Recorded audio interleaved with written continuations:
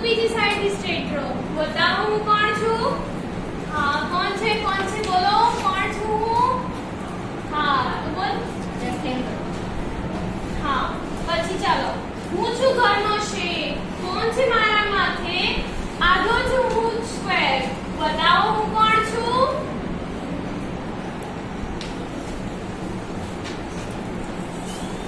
હા, પેન્ટાગોન.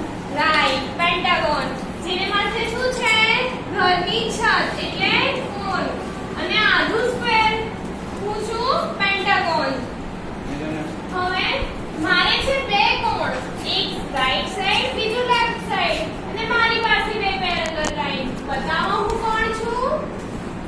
હા, રાઈટ. તો આ હતી અમારી આ જ્યોમેટ્રીની દુનિયામાં. રાઈટ. હવે ચાલો હવે ઓબ્જેક્ટિવમાં આપણે શું લખીશું? લખો ચાલો.